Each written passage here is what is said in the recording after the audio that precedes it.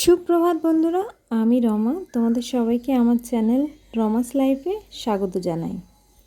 আজ আমি শেয়ার করতে চলেছি আমার একদম সকালের রুটিন, যেটা শুরু হয় প্রথমে ঘুম থেকে উঠেই ঠাকুরকে প্রণাম করে, আর তারপরে চলে যায় একটু হালকা এক্সারসাইজ করতে, ব্যায়াম করতে।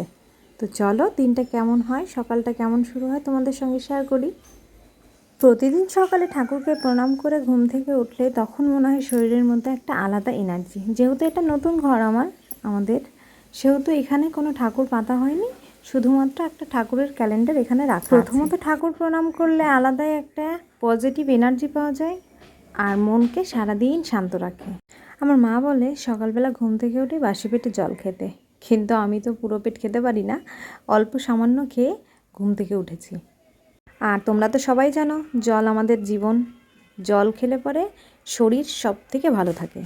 কিন্তু সব ঘুম থেকে উঠে বাসি পেটে জল খাওয়াটা যায় না, অনেকেই খেতে পারে না, আবার অনেকেই খেতে পারে। তো ঘরটা ঝাড় দিয়ে নিই, তারপরে চলো তোমাদের সঙ্গে ব্যায়ামটা দেখাই। যেহেতু আমার প্রেগনেন্সি এখন 8 মাস পূর্ণ হতে চলছে, তো সেই কারণে আমার এখন এক্সারসাইজগুলো খুবই প্রয়োজনীয়। প্রেগনেন্সিতে যে যে সহজ এক্সারসাইজগুলো আছে, ব্যায়ামগুলো আছে, আমি সেটাই করে দেখানোর চেষ্টা করছি এখানে।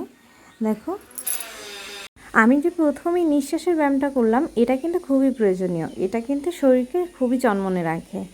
আর যেহেতু এই সময় পা হাত ফুলতে শুরু করে, তো যে কারণে ওই পা হাত চালানোর ব্যায়ামটা খুবই প্রয়োজনীয়। আর এই যে আমি যে প্রজাপতির মতন ব্যায়ামটা করছি, এটা কিন্তু খুব প্রয়োজন সবার ক্ষেত্রে। কে কী ব্যায়াম করো অবশ্যই আমাকে কমেন্টে জানাতে পারো। আর আমি দেখো কী করছি, তোমাদের যদি হেল্প হয়ে থাকে কারোর, অবশ্যই কমেন্টে জানিও। সকালে ঘুম থেকে উঠে 10 মিনিট এক্সারসাইজ মানে যথেষ্ট, এনাফ। তো আমার এই হালকা এক্সারসাইজগুলো তোমাদের কেমন লাগছে অবশ্যই কমেন্টে জানিও। আর এক্সারসাইজের পরে অবশ্যই কিন্তু সবাই জল খেতে ভুলবে না, কারণ জলটা আমাদের শরীরের জন্য খুবই প্রয়োজনীয়।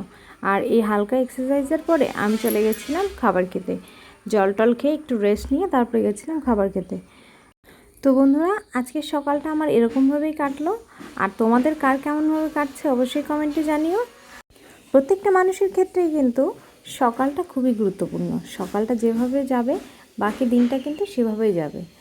আমার মধ্যে সেই জন্য মনে হয় যে প্রত্যেকটা মানুষ সকালটাকে শান্তিপূর্ণভাবে, সচেতনভাবে শুরু করুক। আর তোমরা কে কেমনভাবে শুরু করো অবশ্যই আমাকে কমেন্টে জানাতে পারো। তো এই ভিডিওতে এখন টাটা, আবার দেখা হবে নেক্সট ব্লগে।